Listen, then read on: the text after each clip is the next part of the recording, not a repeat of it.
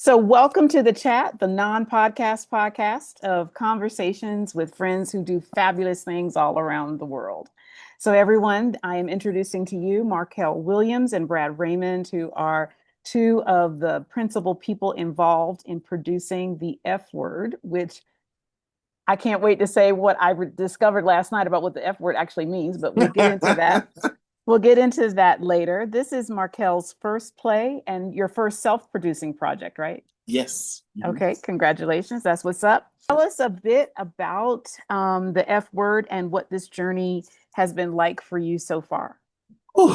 I think the F word for me is a part of my ongoing journey as we speak.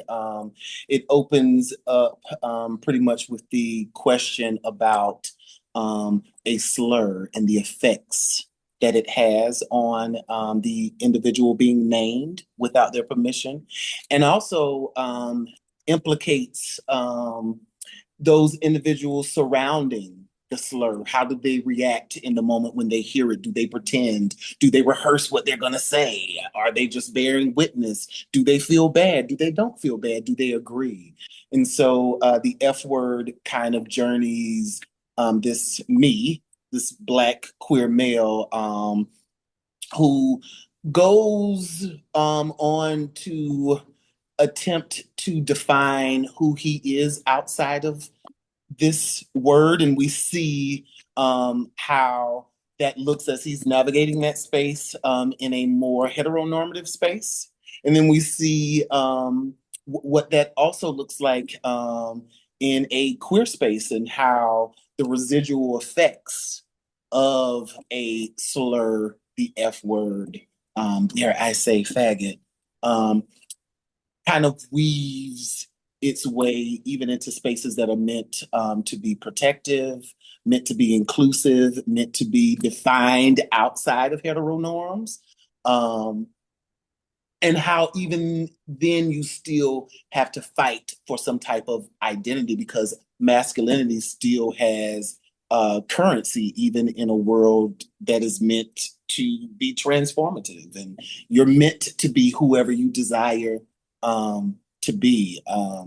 And ultimately, we get to see what Markell decides to do at the end of this piece. Does he decide to continue performative acceptance, or does he choose his own path, whatever that may be?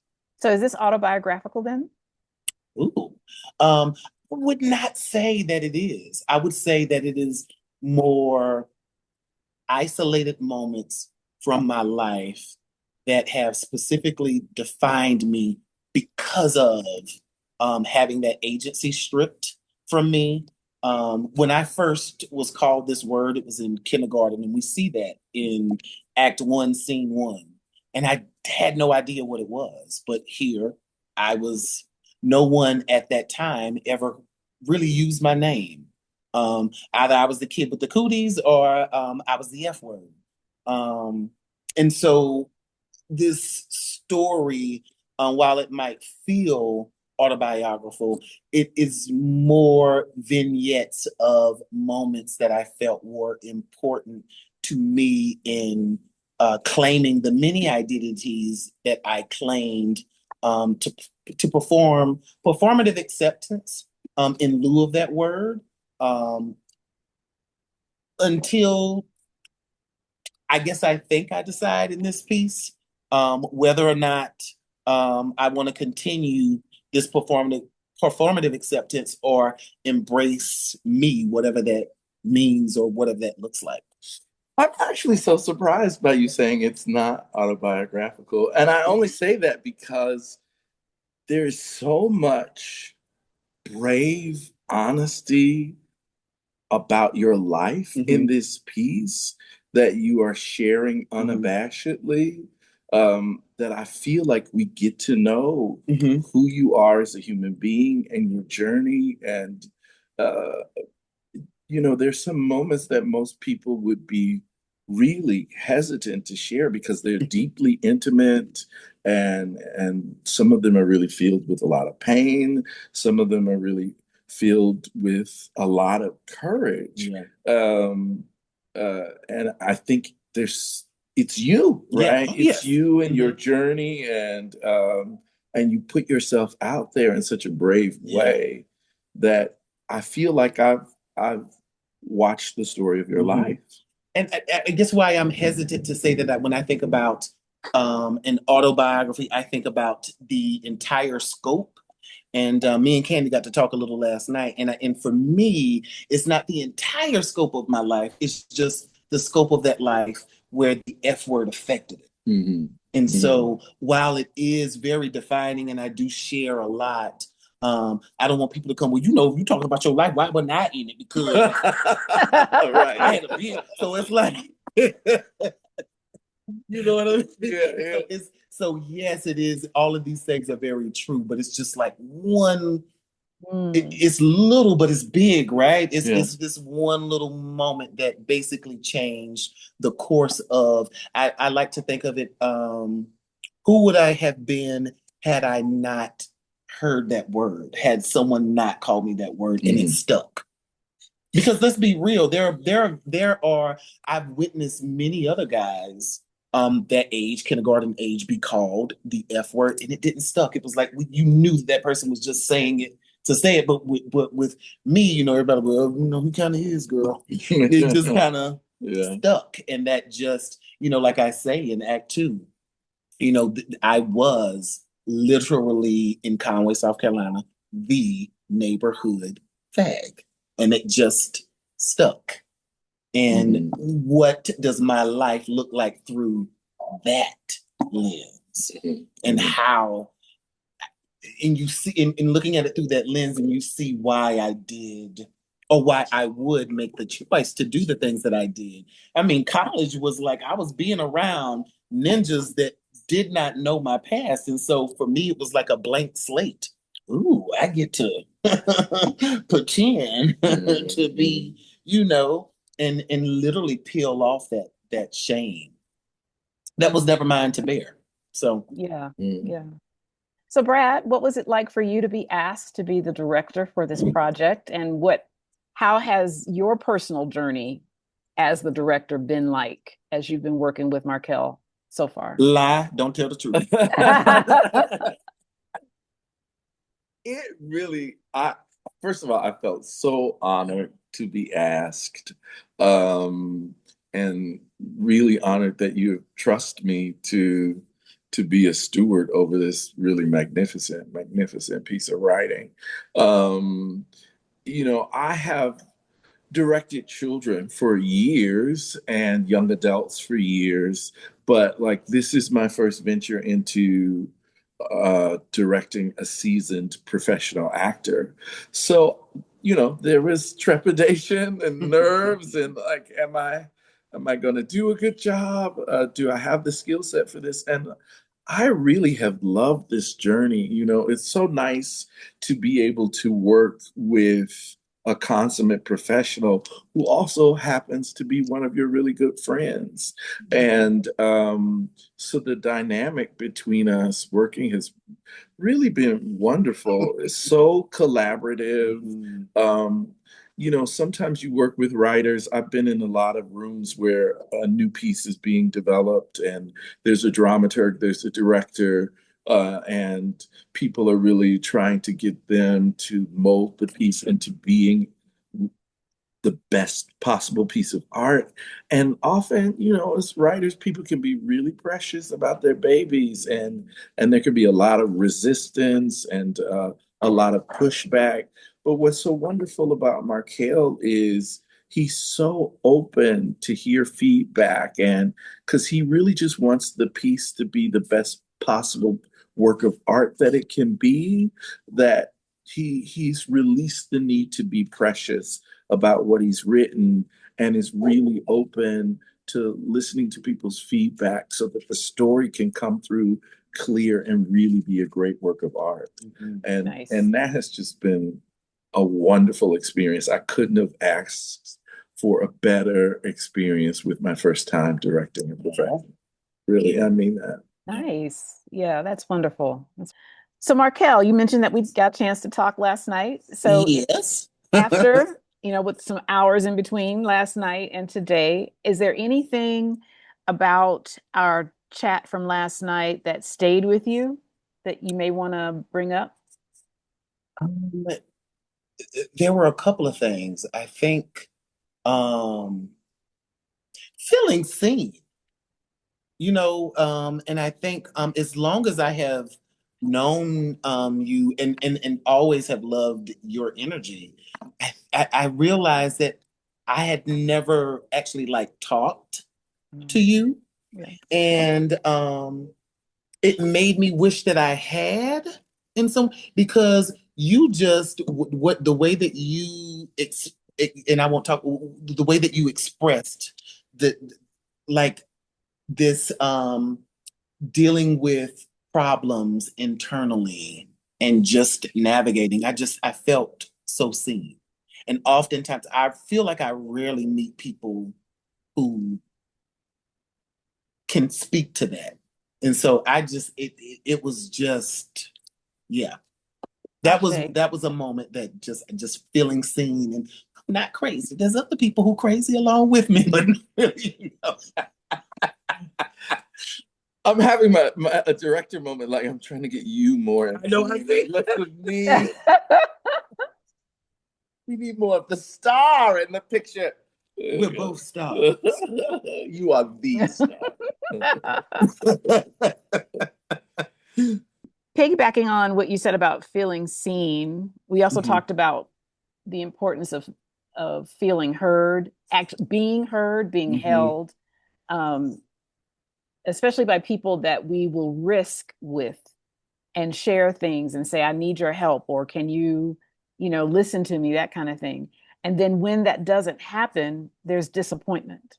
So I wanted to check in on that a little bit. So I deeply appreciated your naming disappointment for me. Because, when I was sharing part of my personal story, by your naming it and labeling it disappointment was very helpful. And actually, as I'm thinking about it, one of the things I like to talk about with disappointment, when people say they're disappointed, it's because there was an expectation that was not met.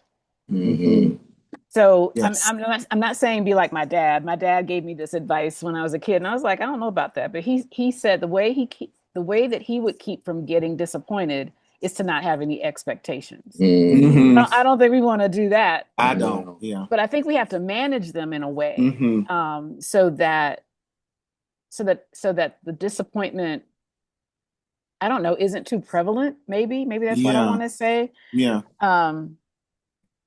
So I'm thinking about the testimonies that people who have seen the work as it's been developing have offered, and saying that they feel seen and heard, no matter what their particular stories are. They can see themselves, or they can connect in ways to your story and how you tell it. Yeah. So that they can say, I feel seen, I feel heard. So how is that affecting y'all as you continue to work on it, get it ready for its premiere and everything? And how is it affecting how you direct Markell? And Markell, how is it affecting your ongoing sharpening your performance? This knowing that we're talking about disappointment and being seen and heard. For me, and I've shared this with the team, the very first off, 7 Stages has been here in Atlanta off Euclid. Come support local theater, because they have been above and beyond gracious of allowing us to utilize the space, the rehearsal space. We've been in their offices. Currently, right now, we're in the lobby space of their office. We've been in the black box. We've been in the main box. The entire team, just no words. But Heidi, along with Dorothy, asked me to be a part of their presentation that they were doing for the Inman Park Festival, which is just this huge honor. I got 5 minutes to showcase a piece, and we worked together on developing what that would look like, what that little section of 5 minutes would look like. And just that 5 minutes, I'm obviously this Black queer male, this younger white woman. She literally scoped me out because I was tucked away after. And she came up and she literally excused the interruption and pulled me aside and she said, she said, right now, I have a 5-year-old son who I hope can grow up and be as confident as you are. Mm. So beautiful. So beautiful. Then the next time, Stephanie, she invited us to be a part of her piece, Testimony. Mm-hmm. And that's where I got to work with Melvin. Our pieces were combined. A young boy, probably middle school or elementary school age, came up to me and said, I really liked your piece. And it's moments like that makes the work that we're doing make sense. Mm-hmm. And there's a reason why I've decided to share these certain moments out of my life that are very true, and they're not just because the worry that I had in doing this and in doing a one man centered around me, it's like, well, what people are like, well, who the hell is he to do a whole one man about his life, right? Mm-hmm. It could feel like I'm being exploitive. Am I saying that word? But it can feel like I'm exploiting parts of my life just for taboo sake or just for the sake of entertainment. But when I see that when people are coming up to me and a white woman is seeing that she may be raising a queer child and she hopes that he can have, yes, he's going to have hard times, but she hopes that one day that he will grow up and reclaim whomever his identity is. When I see a young boy who is discovering who he is come up to me and say, I love what you did and I loved your show. This is why. One of the things that I said to you last night is that the hope is that people are walking away from this show, regardless of what walk of life, regardless of gender, race, is that they walk away questioning, what have I given up to be accepted? Mm-hmm. Mm-hmm. Because we all give something up. And one of the things that I had discussed with Larry and Brad, I went out to promote the show, and I had a sign made where I asked people on the belt line that exact question. And most people want to say, "Oh, child, I was always me. I ain't never get." It was very few people that were willing to go deep and really say what it was that they felt, what part of them that they had to give up to be accepted, because we all do it. Mm-hmm. And my hope is that that's just one of the things, a very important thing that this piece does do is make you literally question, what am I giving up to be accepted? And is it worth it? Is it worth it? And what's also been great too is like we've had, in these small experiences with really little tiny audiences, just for the sake of getting feedback, we've had a diverse group of people. Mm-hmm. And even among that diverse group of people who don't match our demographic, mm-hmm. are still able to identify with the piece and still see some aspect of themselves in it. Like, yes, I compromised myself. Yes, I assimilated to be able to fit in and to be accepted. And you can identify with that, whether you're a queer Black man or not. You still know what it's like to have to hide some aspect of who you are or to assimilate in some way in order to be able to get along and be accepted. And we've had such great positive feedback from those people too. Like, I like the piece. I see the piece. I identify with it. Mm-hmm. Mm-hmm. Speaking of Melvin, I mentioned last night how there's so many common threads that run mm-hmm. through his work and your work, and on mm-hmm. the face of them, you wouldn't even know that there's anything similar. And I really love that. And I love that I didn't know that. Like when I asked you if you were up to being on the chat, I didn't know about the similarities, and you happen to be the episode that's going to follow Melvin's. That is Oh, that's This great. is wow. not planned. That's Yeah, amazing. that's great. That is amazing. And one of the things that Melvin and I talked about, we talked about our childhoods and how Mm-hmm. that influenced the topic of the day. So I want to ask the two of you, as as you have worked on in this piece, Markell's childhood, but Brad, maybe you thought about parts of your childhood too Ooh. when y'all were working on that. Um, what parts of your childhoods rise to the surface when you think about the recurring themes? And I'm either in the F word or in your writing overall, Markell, you listed that you um, see in your writing, your other writings about identity and Mm-hmm. survival and dating. Mm-hmm. How did your childhood inform or form how those things played out in your adulthoods? Come on, Candy. um, I don't know if it was Brad I was having this conversation with, or JL or Deshaun. Um, for me, I'm going to talk about speak from the I. As growing up queer, um, in the 80s, it wasn't so open, right? So most of us will spend a majority of our school time um, being branded a slur and vicariously living through other people. Hetero people are dating or in relationships. I, from the time I could remember, I knew who I was. I knew I wasn't interested in dating women. So I just was single. Um, I never dated anyone from the school. I didn't get into a relationship until my eighth grade year, but there's a whole nother conversation. But for the most part, I just watched other people date and, was left with my imagination of what that would be like and who it would be. And so that has also, so for me, I say all of that to say most of us, we have a lot of catching up to do when we come into adulthood because we haven't been allowed, especially people from my generation specifically, haven't been allowed to live out loud.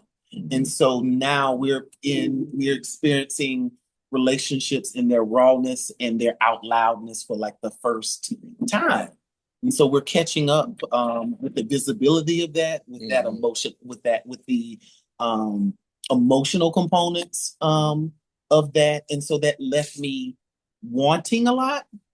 And so oftentimes and this is the adult me looking back, it was like, okay, so this is why I've always loved rom-coms. That was kind of like my way of dealing with that and fantasizing around the ideas of this kind of like clumsy love, just this happenstance meeting someone. Oh, I'm going to get a get my favorite coffee, and as I'm walking out, the guy knocks into me and spills it all over my shirt, and we get into an argument, and then we fall in love, and we get married, and we have 14 grandbabies. And most of the stories that I write are rom-coms. These stories about love with queer people at its center. And all of that is really just a reflection of, I guess, the love that I feel was, I don't want to say, dare I say, taken from me, but the love I felt I was stripped of. We didn't get that clumsy love in elementary and middle, or even high school, not out loud, Right. anyway. So my stories often reflect that, and oftentimes you'll find that I will write stories about someone who's caught in a situation where they have to pretend, but are imagining themselves in a world that is accepting and is embracing of different and other. Any thoughts, Brad?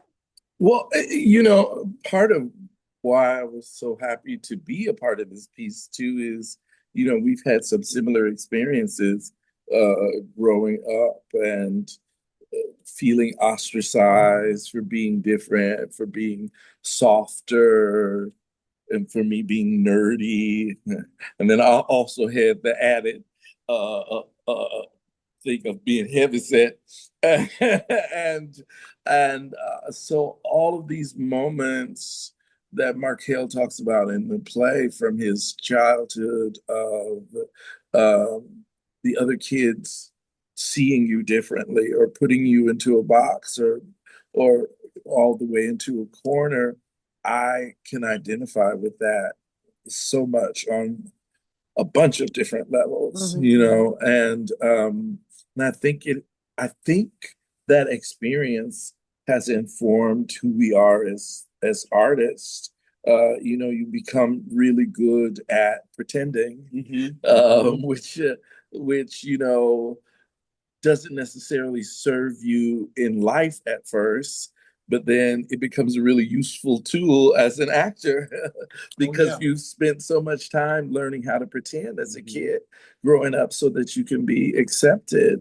And then once you reach a place where you are where you learn to accept who you are as a human being in life, you can take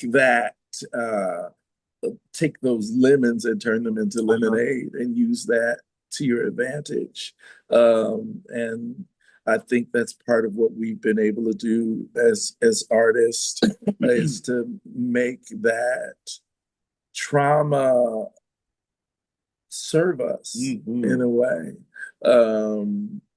And not have to tap into it anymore. I teach acting students, high school students, and I've been teaching them to move away from feeling like you need to hold on or recreate the trauma when you perform, but you can take what you've learned from it and then release that trauma. You don't have to relive it to take what you learned from it and make it useful for you. That's good. That's good. I like that a lot.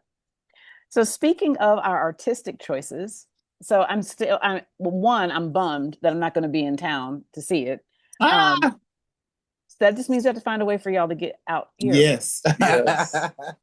But I'm intrigued by how you describe humor and the combination, what I'm guessing is sort of like a simultaneous, almost, or a parallel experience of humor and vulnerability, performance and authenticity in a rapid way, and having tension and so on and so forth. So how did you make these artistic choices of delivering your content, your messaging, your script, to facilitate what is happening for people to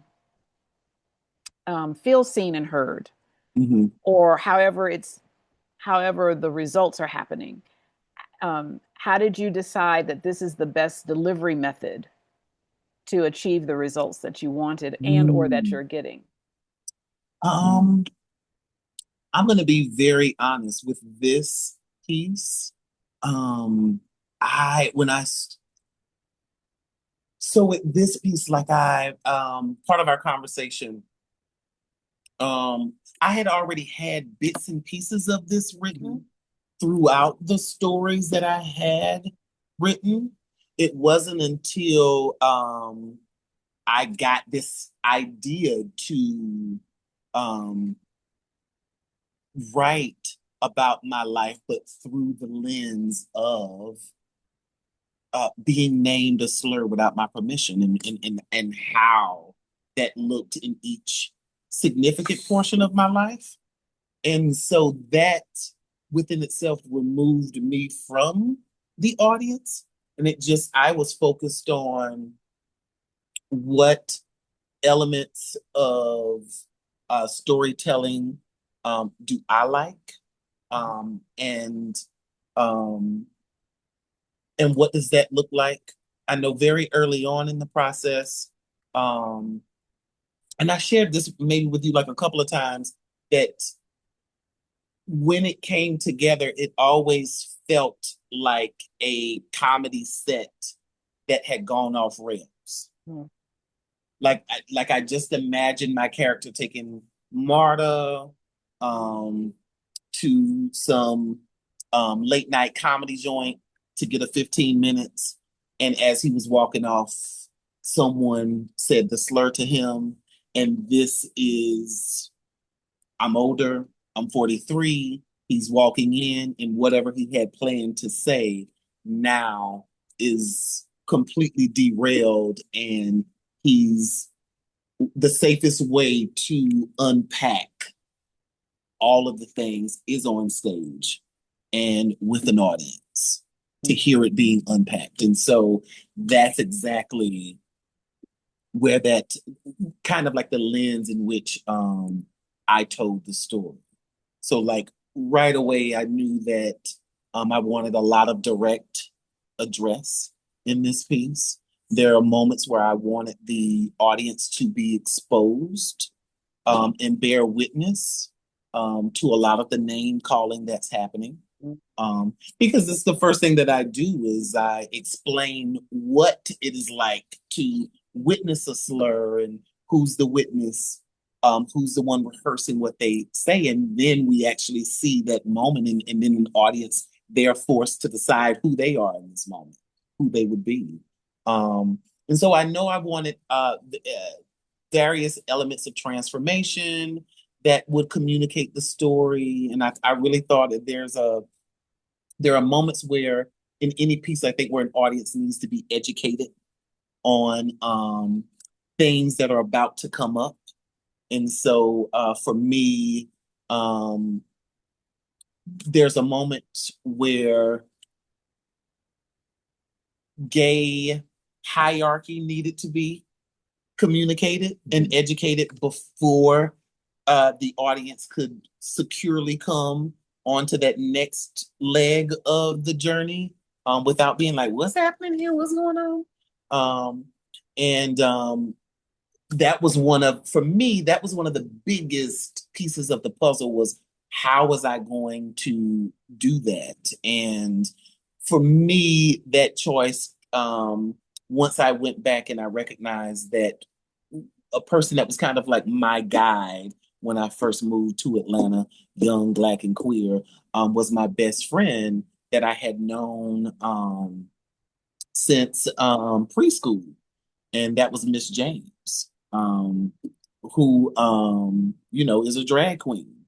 And so that, for me, I knew that the audience would learn about the gay hierarchy and how heteronormatives have found its way into the gay community through this big personality.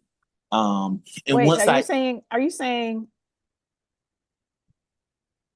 the way there are norms in the hetero community influence how gay people, queer people organize? Absolutely. Wow. Masculinity is currency. So the more masculine you are, the more options you have in this community, the more sex appeal you have, the more points you have of getting exactly what the more want. cisgendered you are. The idea that trans people are somehow less than. Yeah. Now, I didn't know about that, but I wouldn't have described it as that. So I thank you for sharing your perspective on. Yeah. I mean, and even like, like, not to get too deep, because I don't go that deep in the piece, but bottom shaming, all of that, like, especially like even like if a top is effeminate, like, that girl ain't climbing my back. It's a lot of the same thing that we were intending, at least I thought, to get away from in a hetero space that has its roots in gay spaces as well. Okay. And that's one of the most important, informative moments in the piece that Markell, I think, misses, but finds out later, is that Miss James is very well communicating to him. If you think that just because we promote rainbows and safe spaces, that you are safe, and if that's what you're seeking, you are not going to find it here. But that I think we see that that's missed on Markell because of the relationships that go on, but we see how he works those out in the end. Yeah. Okay. One of the things that I love about the piece too is that Markell has this brilliant way of both implicating and inviting the audience, right? So there is the implication, which is, at what moments have you been the person putting someone in a box? And the invitation is also, at what moments have you been put in a box? And he does this brilliantly with the writing, because it's not just at the audience sitting and watching a performance. Right from the top, you get the sense that you are invited to participate in this journey, that it is interactive, not to the point where people need to be nervous, but just enough for the people to know, like, you are a part of this journey. Mm-hmm. You are part of the story that's being told. And when are you the victim? When are you the hero? When are you the villain? Mm-hmm. As you watch this story, mm-hmm. and thinking about the relationships in your own life and when you have played those different roles at different moments. Mm-hmm. What he said. All of it. And we were talking about cliches last night. So here's another one: representation matters. So mm-hmm. when y'all were talking about the effect that it's having on parents of queer kids mm-hmm. or queer young people themselves, the importance of seeing others who are similar or the same, or not same, we're not all the same, but similar, or having what's what I want to say? Our situations or our life experiences are similar enough that I get a chance to see how you navigate it, how it can help me navigate mine, and all of those kinds of things. So this is my last question until we get to the things that you want to make sure you cover or say today in our chat. We talked last night unexpectedly about transparency. And so I'll have a transparent moment. I'll go back and say that in my cis hetero privilege, when I saw online the posting of your flyer and other information about the upcoming show, when it said the F word, I just thought F-bomb. I was like, oh, okay. So this is going to be, I was thinking a play on how the word can be used in life in different ways or whatever. The fact that it is the F word that you're using never occurred to me till last night. So that was my cis hetero privilege of not even thinking about that at all. So with transparency as a part of this, can you talk about the importance of it, or what you are learning about the importance of it in delivering this piece specifically? How important is transparency to the delivery of the F word? Very.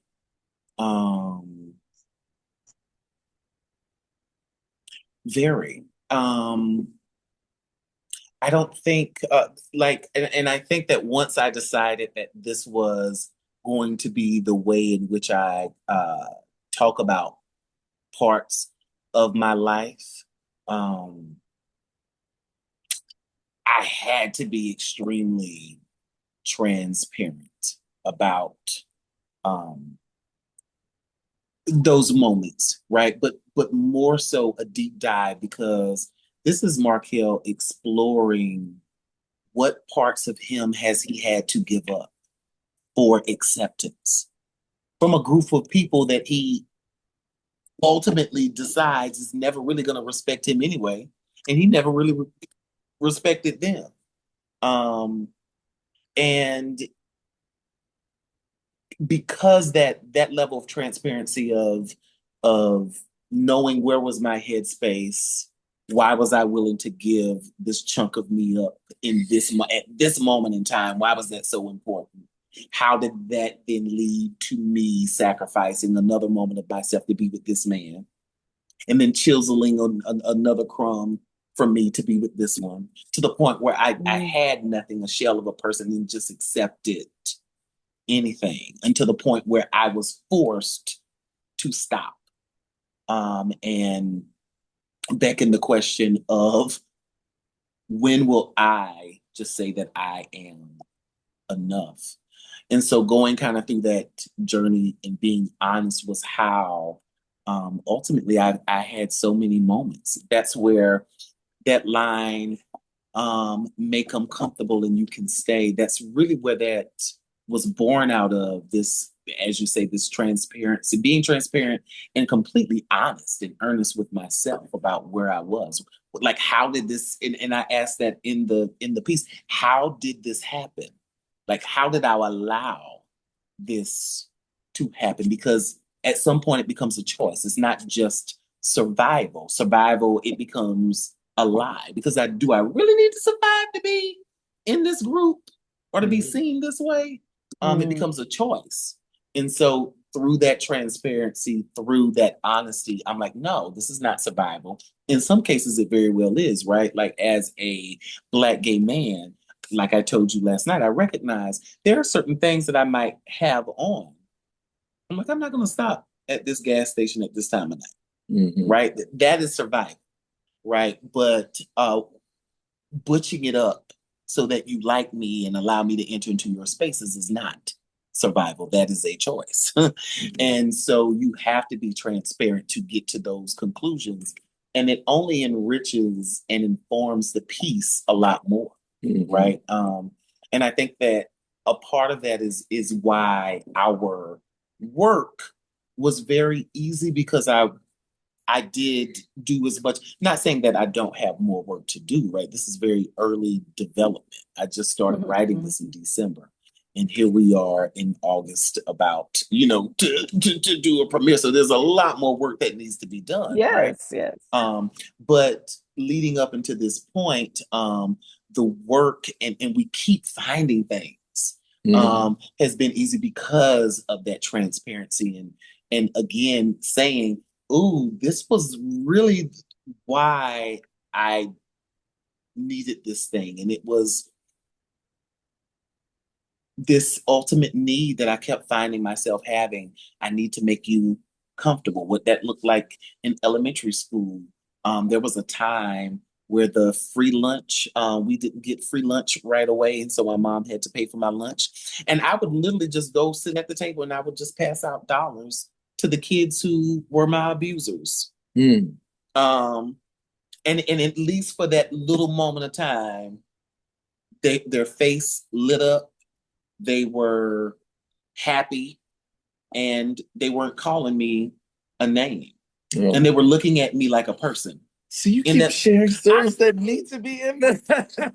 You need to put that in the play.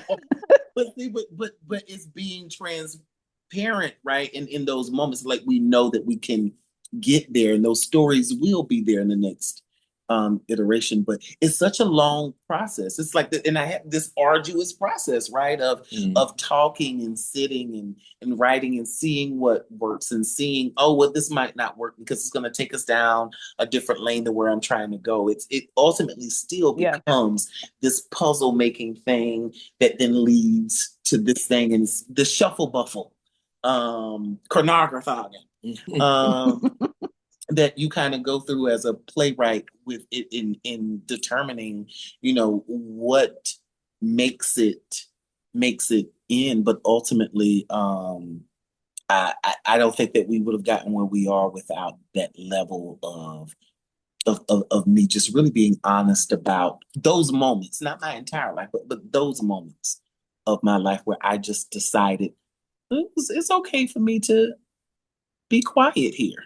Because I definitely, I look, that was the other thing, me looking back and recognizing that I was an extrovert. but I made myself become introverted. I made myself smaller because I was tired. Leave me the fuck alone. Yeah, I was tired. absolutely. Yeah. Yeah. So Thoughts, People Brad, you want know. to share about transparency and the importance of it in this work? I just think, transparency is important in art in general. Like that's what makes good art really work and really beautiful, whether it is a semi-autobiographical piece or or whether it's something that somebody else has written that you are picking up. You really have to approach it with honesty, whether you're doing Tennessee Williams or August Wilson. What you come to it as an actor or as a director has to be rooted in honesty and vulnerability, and that's what transparency is ultimately, is how willing are you to be both honest and vulnerable. And this whole piece is all about that, right? It really is. And it's also posing that question to the audience: how willing are you to be vulnerable and honest about who you are? Wow. That's a big question. And what keeps striking me is your story, Markell, about how the first time you heard that slur, you were five years Mhm. old. Mhm. So Brad, that question about vulnerability and showing up and so all that kind of thing, that's a big question for Mhm. a teeny tot of yeah. 5 years old. Yeah. Yeah. And what the questions I'm asking are, out of this conversation with y'all, what is it that we're placing on our babies? Like we're Mm. saying, in the wake of all the recent violence and all this other kind of stuff, Black men deserve to grow old. Mm-hmm. Kids deserve to get out of college unscathed, Mm-hmm. alive, even. Mm-hmm. But our kids deserve to be kids without this weight of these big questions that are even too big for adults. Mm-hmm. And so, yeah, that's one of the aspects of Yeah. this that break my heart. Can I add something Yeah, to that? yeah. Um, we grew up in a different town, and I just want to be very clear about that moment in the piece, and I kind of hint at it in the story. This happened under the watch where we had a kindergarten teacher in that room, and you had an assistant teacher in the room. Where the F were they? Mm.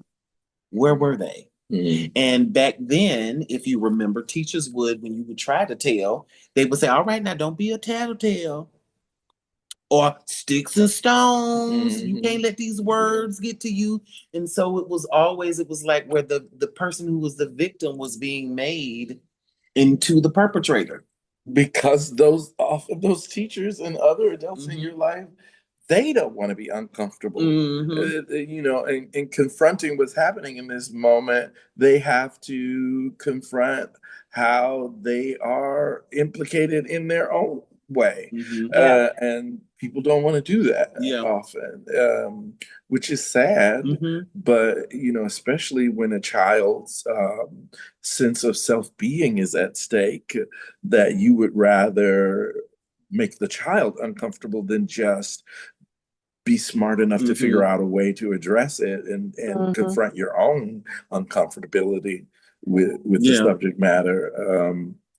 And it's unfortunate that that's still happening Mm-hmm. today, but it's also beautiful and encouraging that it is getting better. Mm-hmm. Like, maybe it's baby steps, maybe it's just an inch there, maybe there's Mm-hmm. people in the world today trying to take us back. Yeah. But Oh. there's still something that has broken open that's really beautiful. Like I just watched something on Instagram the other day of this little boy who has a baby doll, and his mom let him have this baby doll, and he takes it with him everywhere.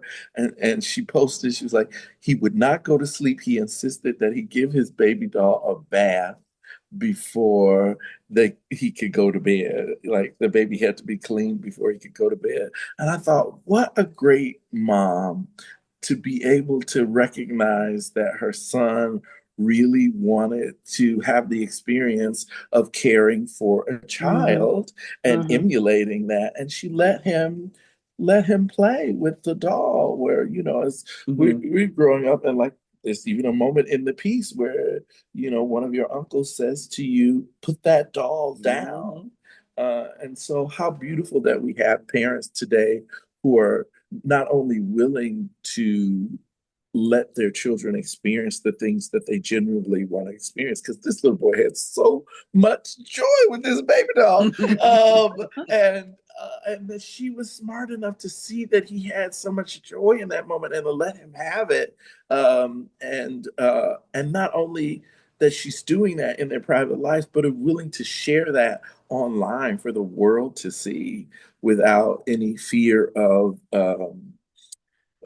retribution or criticism, which I'm sure if I went down into the comments, there would be some there, but she was still brave enough to post it. And that's why I said, I'm just going to let this joy live. I'm not going to look at these comments. Right. Stay out of the comments. Something crazy about it. But obviously she's found support because there's a whole series of videos with her son and his baby doll. And I just think that's beautiful. Yeah. And it was something I wish that I had as a part of my childhood. And like, I think about how my childhood would have been different if I had the opportunity to see positive images of, of Black queer people. Because, growing up, that was always something to be made fun of. You're always the butt of the joke in those movies and television shows in the 80s, right?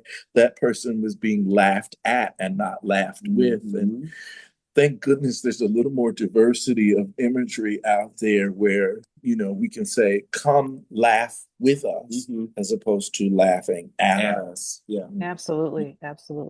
Yeah. So, and another absolute is that you are never, ever doing anything in theater alone. So, Markell, you've got a whole team that has supported you along the way, and you'd like to shout them out and give them their flowers.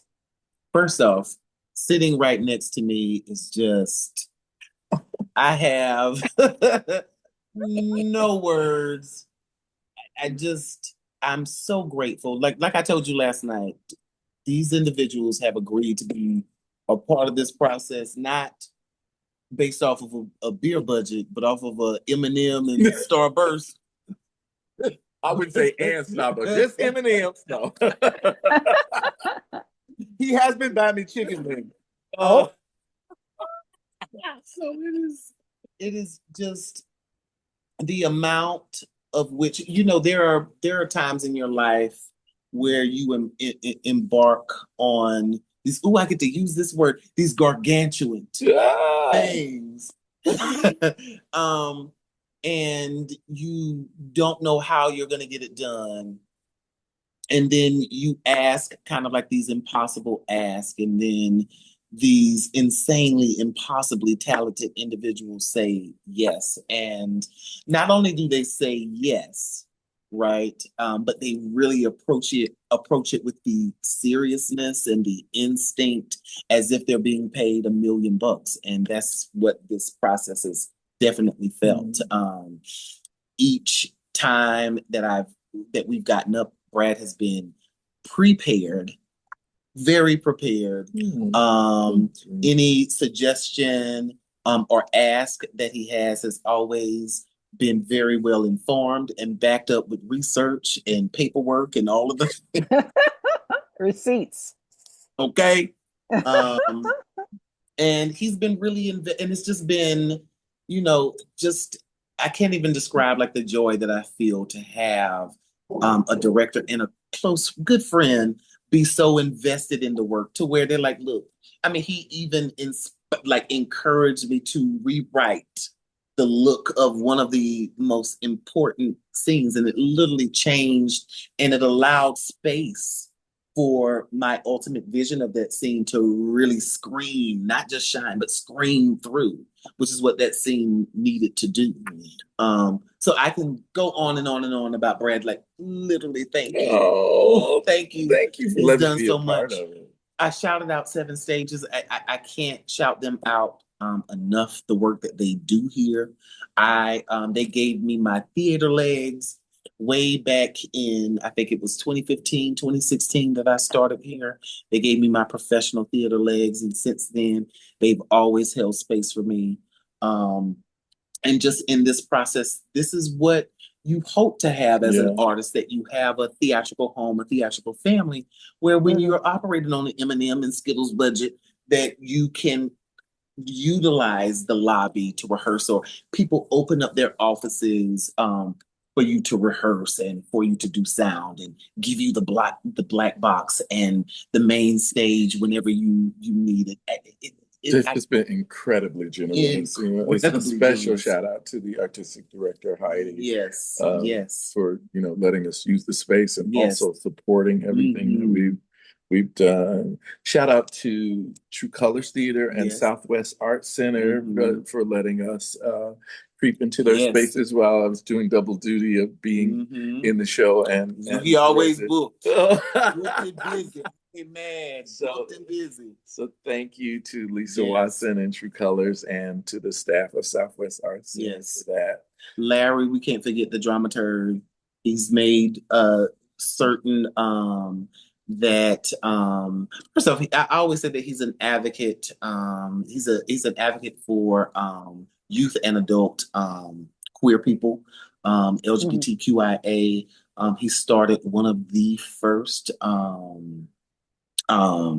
clinics that allowed for testing of AIDS and various STDs for Black gay men at a time where we weren't represented. So he just has an ear and a language for our communities specifically, and the way that he his ear is in tune, and he can recognize where something is a little off, something is a little more insensitive.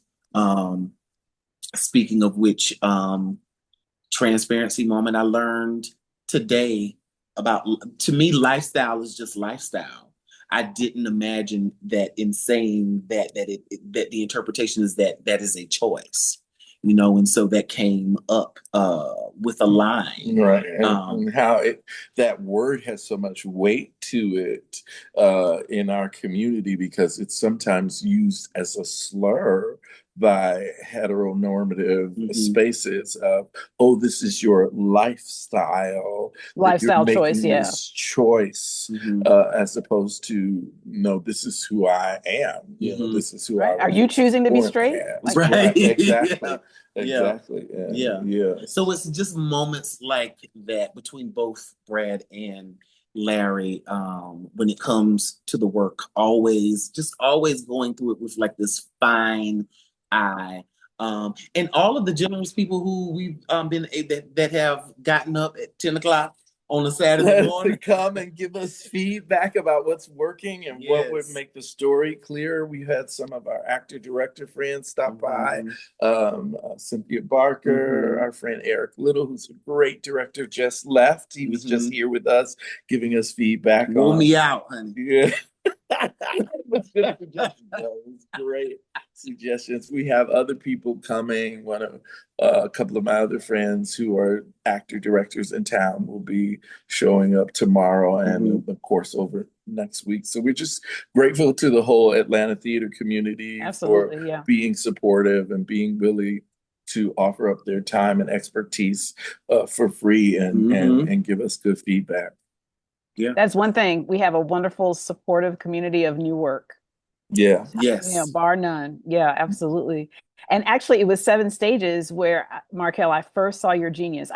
Bengal Tiger. Yes. I had recently started as a Susie Judge, and I think that was the very first time I had seen. Wow! So that always is an impression. That is one of the plays that has stuck with me, and it cemented why 7 Stages is just so important, because they do so much brave work. I think that they are the only ones in Atlanta professionally to do Bengal Tiger, if I'm not mistaken. I don't know that anybody else is. I think they were the only ones to tackle that piece, and at a time when it was relevant. Mhm. You know, when pillage was actually happening. Yeah. So how can people catch the premiere of the F Word? So you could catch the premiere. We will be premiering at Outfront. They have a Triangle Cabaret space, which is where we will be. That will be August 6th, 7th, and 8th.